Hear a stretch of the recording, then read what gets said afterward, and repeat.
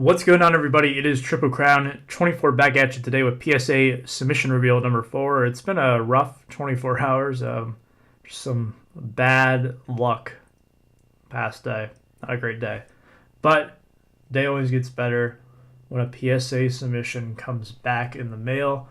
Today's is especially cool because I have my vintage coming back in today from my LCS and flea market pickups from right before Christmas time.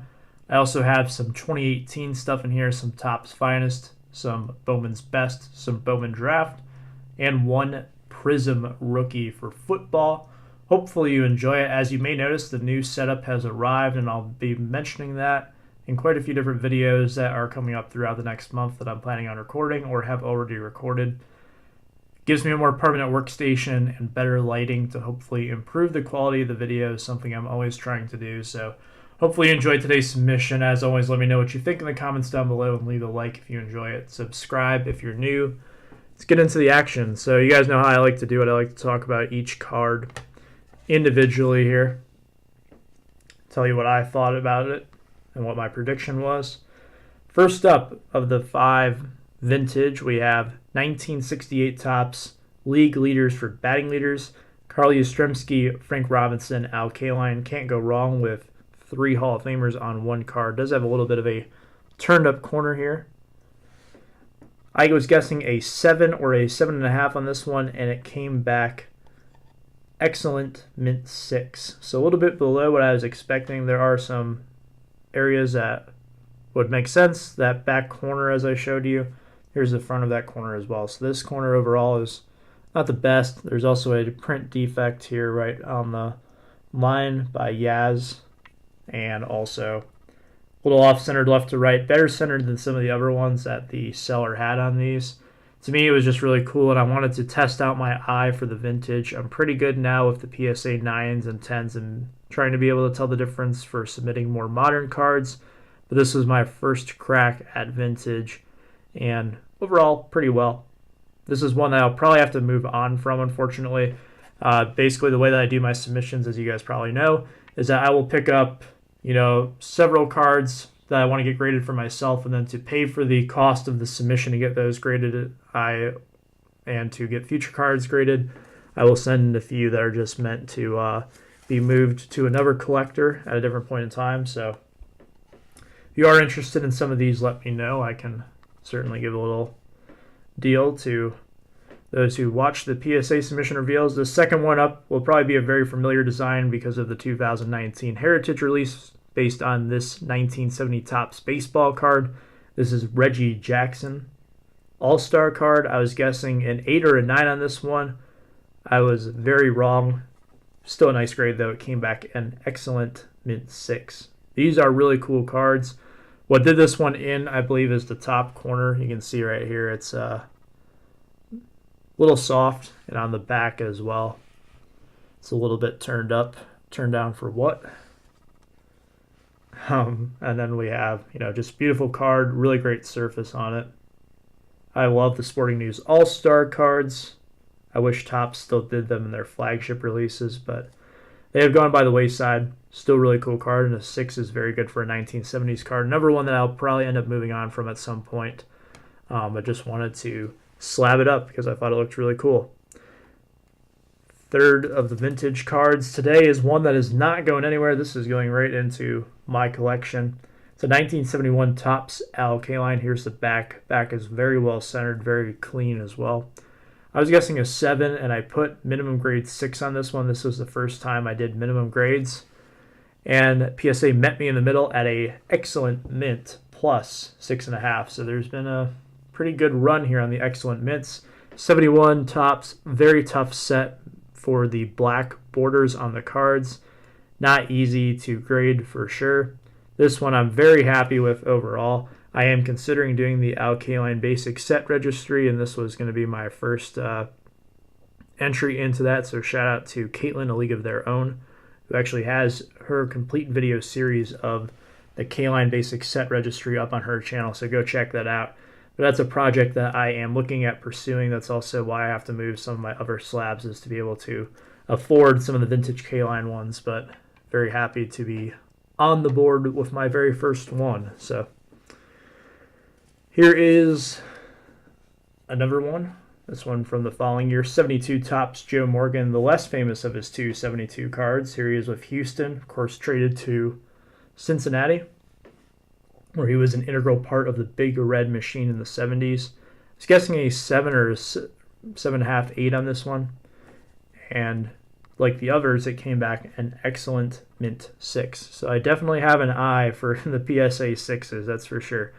Really what did this one in is the edges for a lower grade, and the centering is a little bit off.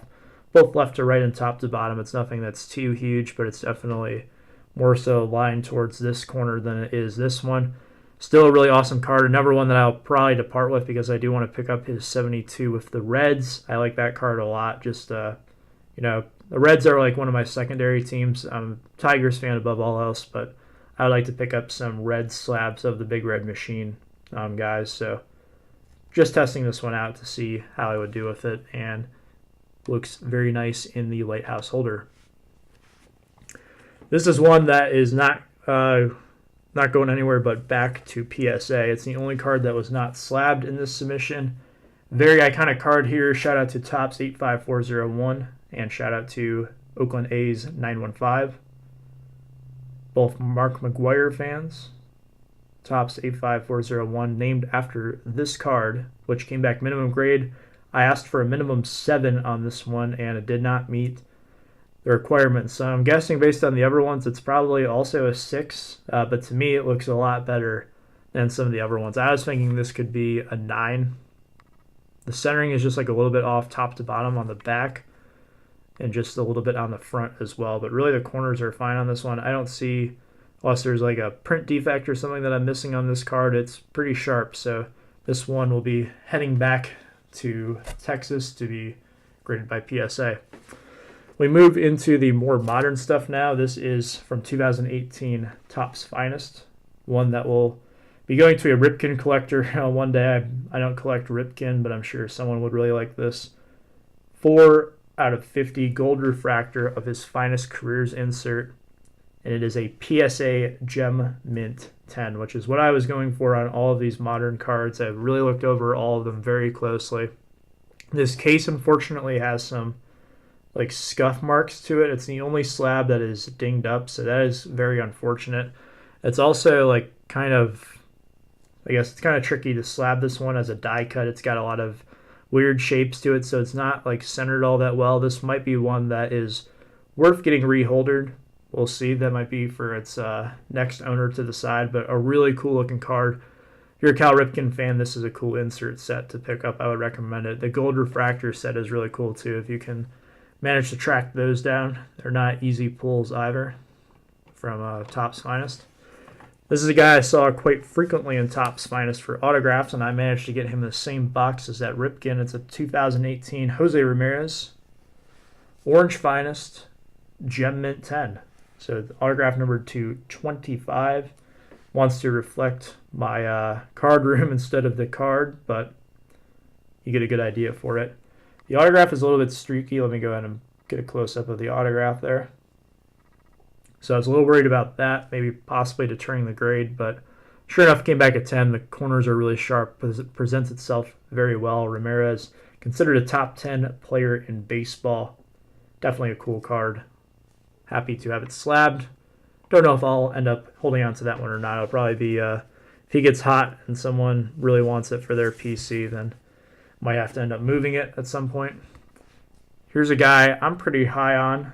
I know a lot of other people are as well. Nationals middle infield prospect Carter Kieboom, 2018 Bowman's Best of 2018 autograph, Gem Mint 10. So he's got an interesting signature. I'm not really sure all that's going on with it. I guess that's like the C, and then it kind of looks like a K there, but it's a one that is kind of distinguishable from some of the other ones from his Bowman class. Very cool looking card though. I do like Bowman's Best, even though it's not a crazy product in terms of getting your value back on the boxes. It's still usually a box that I'll try once a year. And that's exactly what I did. So I got that card in the box, and I also got this one. It is a autograph of the number 1 pick of the 2018 draft.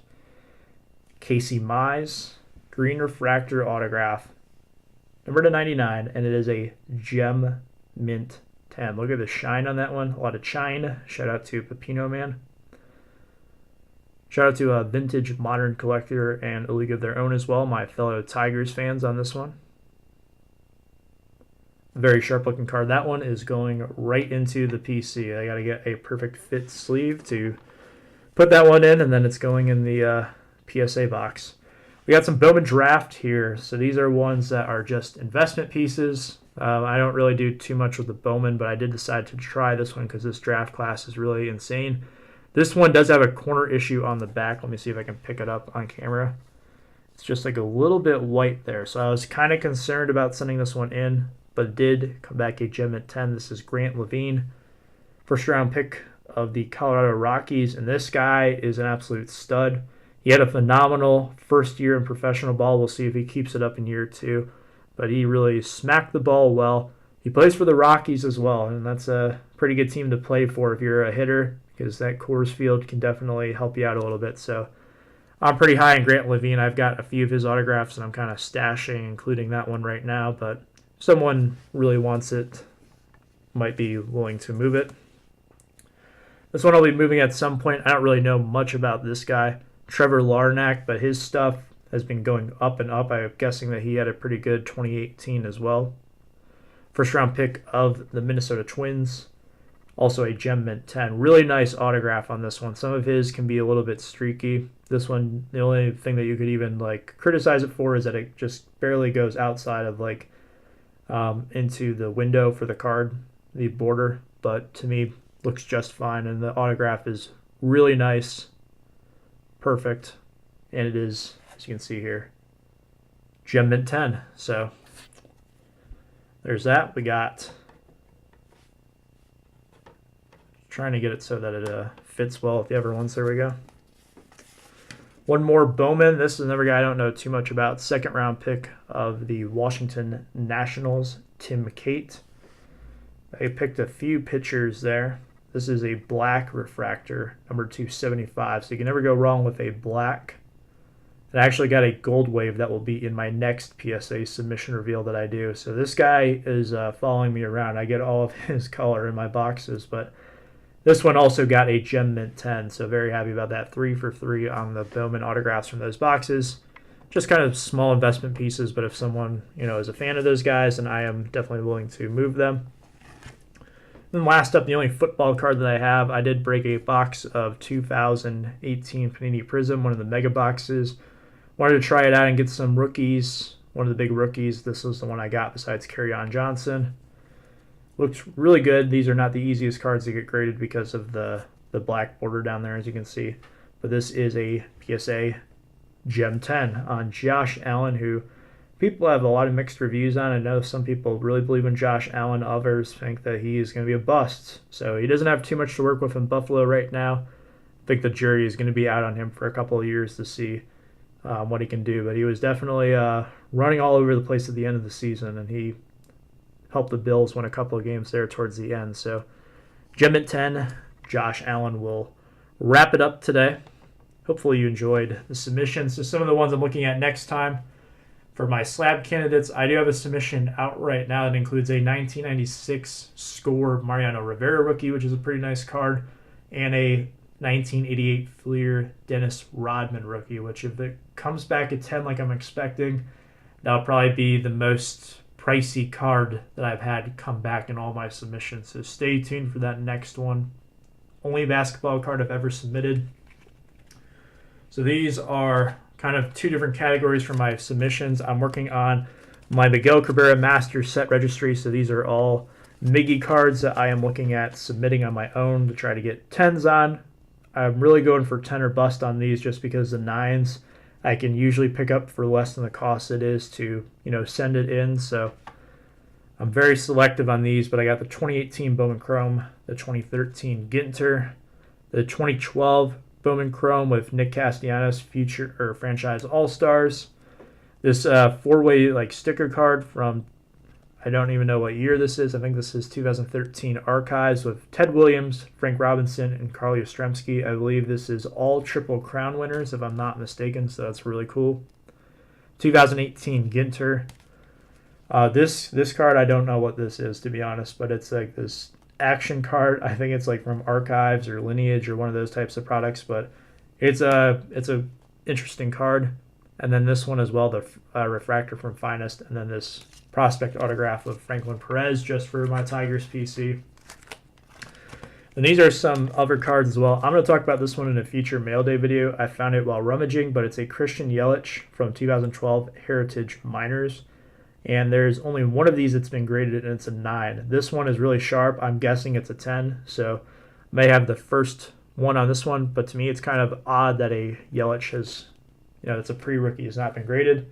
This one is a rookie year Trout. It's 2012. His rookie cards are all in 2011, so you won't see them marked, the 2012 stuff, but the 2012 Trouts usually do fetch a pretty penny. I think this is a 9, but it's one that I just want to have slabbed in my collection. This is a really cool looking Trout. I just really like this card. It's from 2019 Heritage, the New Age Performers. This is a really cool insert set. I love these. And then a Keston Herrera, I believe is how you pronounce it. I could be wrong. From Bowman's Best 2017. Hear a lot of good things about that guy. And then, of course, this one coming back as well, the Mark McGwire. That will be heading back into the slab cans